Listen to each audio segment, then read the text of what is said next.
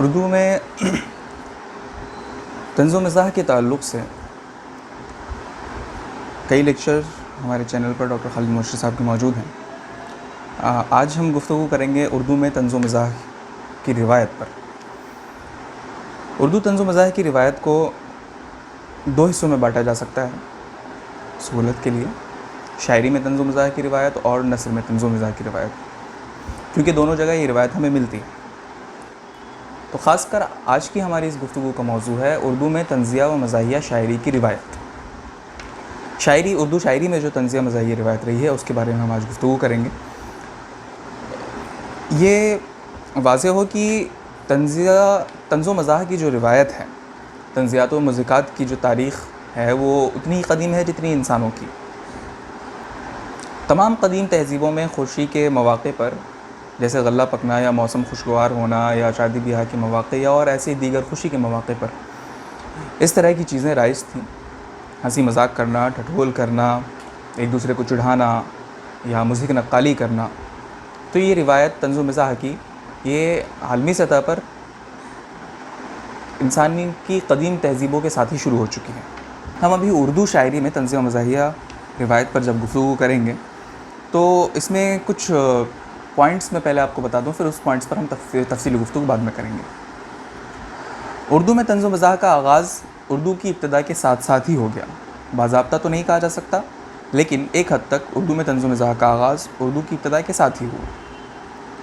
اردو طنزیہ و مزاحیہ شاعری کے اہم سنگھائے میل اگر ہم دیکھیں تو ان میں نقش اول جو ہے ہمیں اس کا امیر خسرو کے ہاں مل جاتا ہے، جن کی مثالوں میں آپ انمل پیش کر سکتے ہیں، ڈھکوسلے ہیں ان کے، پہیلیاں ہیں، کہہ مکرنیاں ہیں، دو سخنے ہیں، اور کئی ایسی مثالیں ملتی ہیں جہاں پہ ہمیں طنز و مزاح کا شاعری میں نقش اول امیر خسرو کے ہاں ہی مل جاتا ہے۔ ابتدائی طور پر شاعری میں جو طنز و مزاح کے آثار ملے وہ دراصل فارسی زبان کے ساتھ تال میل اور فارسی کلام کے ساتھ تفنن طبع کے لیے ہندوی زبان کی پیوند کاری۔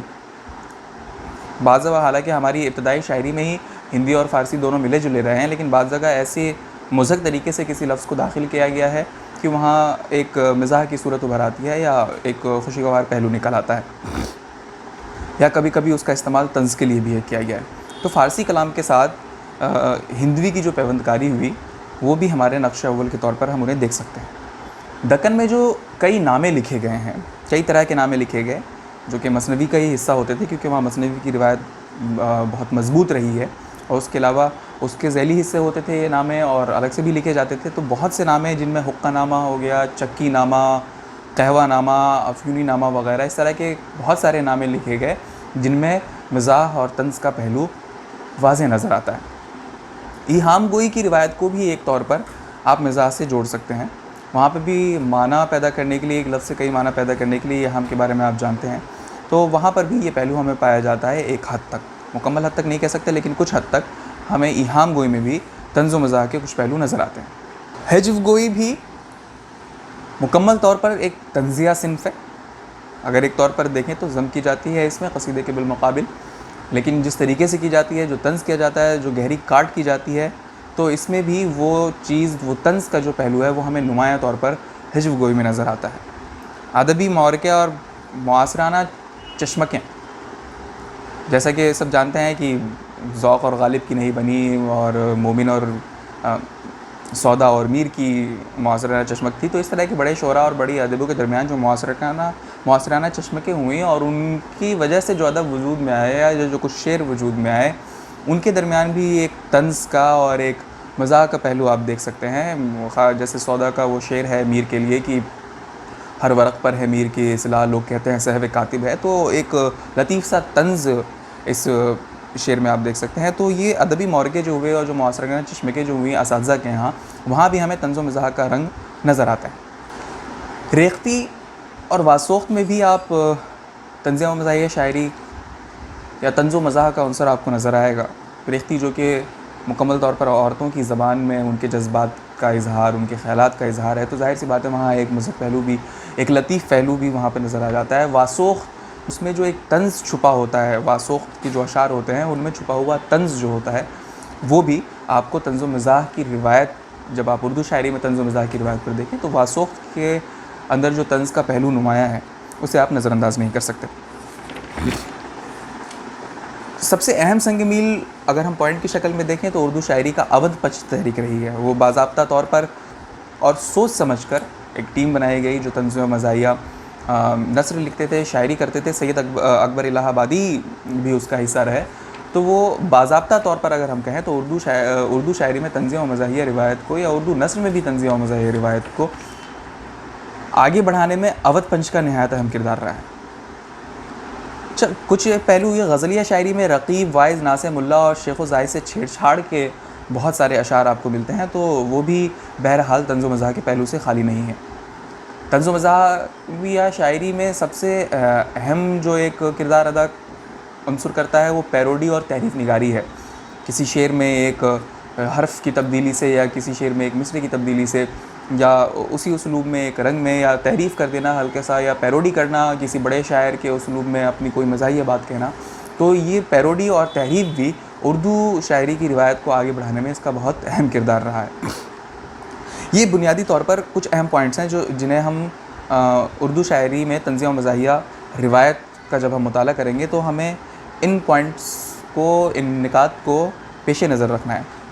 یہ بنیادی طور پر آپ کو ابھی شارٹ میں بتایا گیا۔ آئیے تفصیل سے ان کے بارے میں جانتے ہیں۔ نقش اول، جیسا کہ ہم نے کہا کہ امیر خسرو کے یہاں نقش اول اس کا ملتا ہے۔ امیر خسرو کے یہاں انمل بہت ملتے ہیں، ڈھکوسلے ملتے ہیں، پہیلیاں ملتی ہیں، کہہ مکرنیاں اور دو سخنے وغیرہ ملتے ہیں جن میں شگفتگی اور ظرافت ملتی ہے۔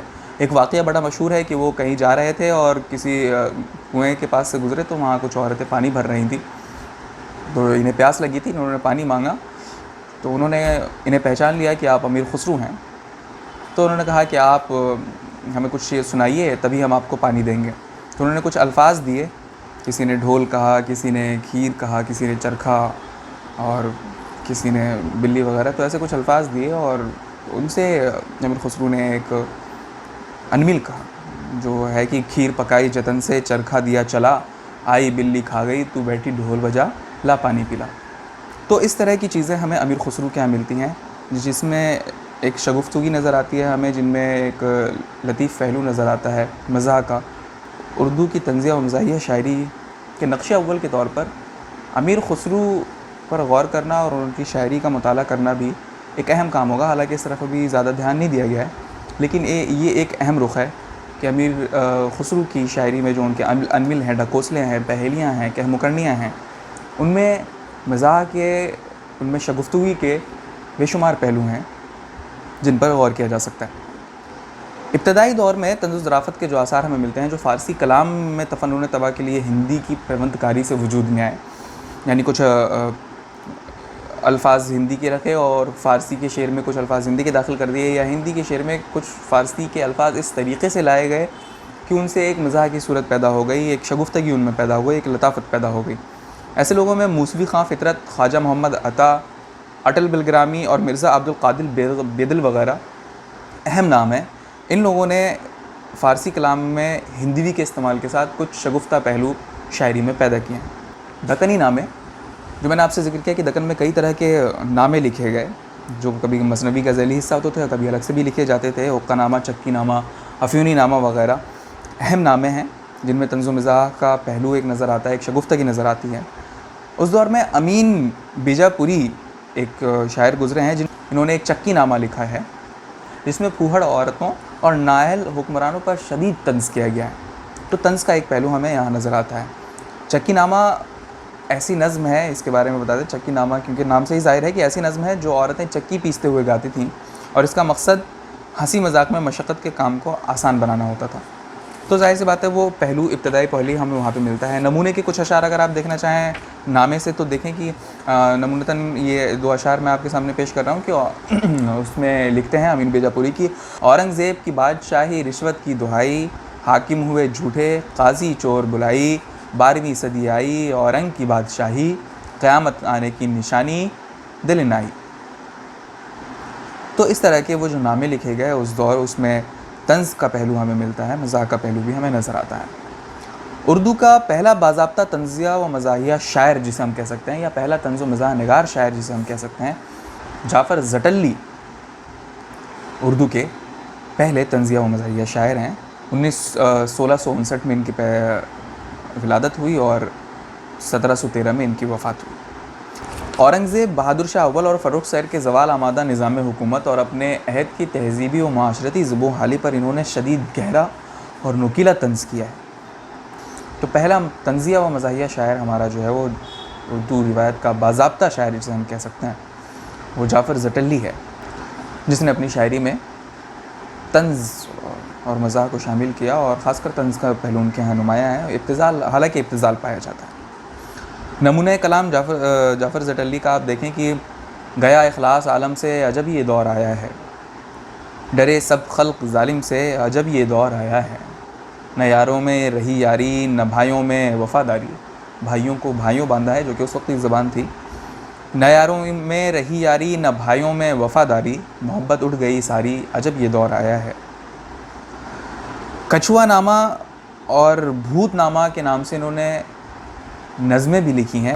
نام سے یہ دیکھ سکتے ہیں کہ ان میں ایک مزاحیہ پہلو آپ کو نظر آتا ہے، ایک لطیف پہلو نظر آتا ہے۔ فرخ سیر کے نام، ان کا ایک مشہور واقعہ ہے کہ فرخ سیر کے نام جب سکہ مسکوک ہوا تو جعفر زٹلی نے ایک شعر کہا جو اس کی سزائے موت کا سبب بھی بنا۔ وہ شعر کچھ یوں ہوتا ہے کہ سکہ زد بر گندم و موٹھو مٹر، سکہ زد بر گندم و موٹھو مٹر، بادشاہ دانہ کش فرخ سیر۔ تو اس شعر میں آپ ایک طنز دیکھ سکتے ہیں کہ کس شدت کے ساتھ نظر آتا ہے۔ یہی شعر آخرکار جعفر زٹلی کی موت کا سبب بھی بنا۔ تو جعفر زٹلی جو ہے ہمارا باقاعدہ باضابطہ پہلا طنزیہ و مزاحیہ شاعر مانا جاتا ہے۔ اس کے بعد یہام گوئی کی روایت جب آتی ہے تو یہام گوئی میں بھی ظاہر سی بات ہے، جیسے کہ آپ سب جانتے ہیں ایک لفظ سے دو معنی نکالنے ہوتے ہیں، تو وہاں پر معنی آفرینی کے ساتھ ساتھ اس طریقے سے الفاظ کا استعمال کیا گیا کہ ان میں طنز بھی رہا، مزاح کا پہلو بھی آیا، شگفتگی بھی پیدا ہوئی۔ یہام کے ایک محرک کے طور پر یہ بھی مانا جاتا رہا ہے کہ وہ جو دور تھا بولنے کی آزادی نہیں تھی، بادشاہ کے خلاف بول دیں تو آپ قتل کر دیں، تو یہام کے محرکات میں سے ایک سبب یہ بھی بتایا جاتا ہے کہ بات اس طریقے سے کہی جاتی تھی کہ ہم بدل سکیں یا بادشاہ دو پہلو نکلیں، ایک لطیف پہلو ہو اور ایک میں طنز ہو، یا دور کا معنی لیا جائے۔ جیسے وہ ایک مثال دی جاتی ہے کہ بادشاہ نے کہا کہ بادشاہ کسی جنگ سے بھاگ کر آئے تو درباری نے کہا کہ بادشاہ آئے ہمارے بھاگ آئے۔ اب بھاگ آئے یہاں دو معنی میں ہے کہ بھاگ آئے تو ظاہر سی بات ہے عتاب کے سزاوار بنتے، لیکن انہوں نے کہا کہ بھاگ آئے یعنی قسمت، ہماری قسمت، ہماری خوش بختی ہے، ہماری خوش قسمتی ہے کہ ہمارے بادشاہ واپس آئے۔ تو یہ ایک پہلو رہا، ایہام گوئی کے محرکات میں سے ایک سبب ہے۔ تو اسی سے ایک یہ پہلو کہ طنز کا پہلو وہاں پر نہ بالکل سامنے تو چھپا ہوا ضرور نظر آتا ہے، اور ایک لطیف ایک لطافت ایہام گوئی کے اشعار میں آپ کو مل جائے گی۔ عموماً ایہام والے اشعار میں پھکڑ اور مبتذل قسم کے مضامین ہی باندھے جاتے تھے، تو ظاہر سی بات ہے ان میں تو طنز کا ہونا تو لازمی ہے، اور ساتھ ہی ساتھ ان میں ایک طرح کی خوش طبعی بھی پائی جاتی تھی۔ اکبر، شاکر ناجی اور مزون وغیرہ یہ اس دور کے اہم شاعر ہیں، اور ان کی شاعری میں ہمیں یہ رنگ ہمیں نظر آتا ہے۔ مثال کے طور پر ہم دیکھیں تو شعر ہے کہ کیوں مڑاتا ہے زلف کوں پیارے، کیوں مڑاتا ہے زلف کوں پیارے، دیکھ تجھ کو کہیں گے سب مورکھ۔ اب مورکھ یہ فارسی لفظ کی بھی آپ اس میں کہہ سکتے ہیں کہ فارسی لفظ کا استعمال کرتے ہوئے ایک تفریحی طبع پہ ایک لطیف پیدا کیا گیا ہے کہ مورکھ، منہ یعنی بال ہے نا، کہ کیوں مڑاتا ہے زلف کوں پیارے، دیکھ تجھ کو کہیں گے سب مورکھ، کہ زلف کیوں مڑا رہا ہے تو بال رکھ۔ یہ بھی ہو سکتا ہے کہ مورکھ یعنی تو بے وقوف ہے، کہ اگر تو بال کٹا لے گا تو سب تجھے بے وقوف کہیں گے۔ تو دونوں پہلو ہیں اور ایک لطیف پہلو اس میں نظر آتا ہے۔ اسی طرح ایک شعر اور ہے یہاں کا کہ زلف لہرا کے وہ جستم سر بازار چلا، ہر طرف شور اٹھا مار چلا مار چلا۔ اب مار کے دو معنی ہیں، ایک تو ہماری اردو روایت میں جو معنی ہے، اور مار کا ایک معنی اس وقت فارسی کے سانپ کے معنی میں آتا ہے۔ اب یہاں پر ایک طنز بھی ہے کہ بازار میں ہر طرف اٹھا ہے کہ سانپ چل رہا ہے، مطلب اسے جس کی بات کر رہے ہیں، محبوب کی بات کر رہے ہیں، زلف لہرا کے جو چل رہا ہے وہ سانپ ہے، کسی کو بھی ڈس لے، ایک طنز ہے چھپا ہوا۔ لیکن ایک تعریف کا پہلو بھی ہے کہ مار چلا کہ مطلب اتنا خوبصورت ہے کہ سب اس کے زلف لہرانے پہ جو ہے اس پر نثار ہو رہے ہیں۔ تو اس طرح کے جو اشعار ہیں ایہام گوئی کی روایت میں، ان میں بھی طنزیہ و مزاحیہ شاعری کا پہلو، اس کے عناصر ہمیں نظر آتے ہیں۔ اس کے علاوہ ہجو گوئی، جو کہ باضابطہ طور پر آپ ایک طور پر کہہ سکتے ہیں کہ یہ طنز کا ایک پہلو ہے، کیونکہ اس میں ذم کی جاتی ہے، کسی کی برائیاں اجاگر کی جاتی ہیں، اس پہ تبرہ کیا جاتا ہے، تو طنز بھی ظاہر سی بات ہے اس کا حصہ لازمی ہے۔ قصیدے کی یہ قسم ہے ہجو گوئی، قصیدے کے بالکل مخالف کی قصیدے میں عام طور پر جو ہے کہ قصیدے میں مدح کی جاتی ہے صاحب قصیدہ کی، لیکن حجو میں جس کے لیے لکھا جا رہا ہے یا جس کی حجو لکھی جا رہی ہے اس کی ذم کی جاتی ہے۔ اس میں کسی شخص، عہد، حالات، شہر یا شے کی تضحیق کی جاتی ہے، اس کی مذمت کی جاتی ہے، اس کی تحقیر و تذلیل کی جاتی ہے، یا اس پر طعن و تشنیع کیا جاتا ہے، اس سے برا بھلا کہا جاتا ہے، اس کی برائیاں اجاگر کی جاتی ہیں۔ تو اس میں بھی طنز کا ایک نمایاں پہلو ابھر کر سامنے آتا ہے۔ اردو روایت میں حجو گوئی میں سودا کو کمال حاصل رہا ہے، اور انہوں نے بعض حجویں ایسی مبتذل اور ایسی پھکڑپن کے ساتھ لکھی ہیں کہ عوامی محفلوں میں انہیں سنایا بھی نہیں جا سکتا۔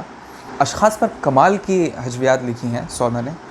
کہا جاتا ہے کہ جب وہ کسی سے خفا ہوتے تو اپنے خادم کو آواز دیتے، جس کا نام غنچہ تھا، کہ غنچہ لانا ذرا قلم، خبر لے لوں اس کی، اور پھر اس کے بعد ایسی حجو لکھتے کہ اللہ کی پناہ، کہ معاملہ اس حد تک ابتذال اور گالی گلوچ تک پہنچ جاتا ہے کہ اسے عوامی محفلوں میں سنایا نہیں جا سکتا۔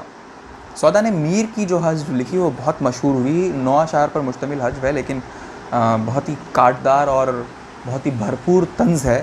اس کا ایک شعر میں نے پہلے بھی سنایا ہے، وہ دوبارہ نمونتاً آپ سن سکتے ہیں۔ یہ اسی حجو کا یہ شعر ہے، آخری شعر، جس میں ایک لطیف طنز کیا ہے سودا نے میر پر، کہ ہر ورق پر ہے میر کی اصلاح، لوگ کہتے ہیں سہو کاتب ہے۔ تو اس میں آپ دیکھ سکتے ہیں کہ ایک طنز کا بھی ایک بھرپور پہلو ہے، اور کتنا لطیف نکتہ نکالا ہے سودا نے۔ انہوں نے اور بھی کئی حجویں لکھی ہیں، جن میں ایک قصیدہ در حجو مولوی محمد ساجد ہے، اس کے علاوہ قصیدہ در حجو شاہ ولی اللہ، قصیدہ در تضحیق روزگار، جس کو در حجو اسب بھی کہا جاتا ہے۔ اس قصیدے میں انہوں نے گھوڑے کے پردے میں اپنے عہد اور مغلیہ سلطنت کے زوال کی تضحیق کی ہے۔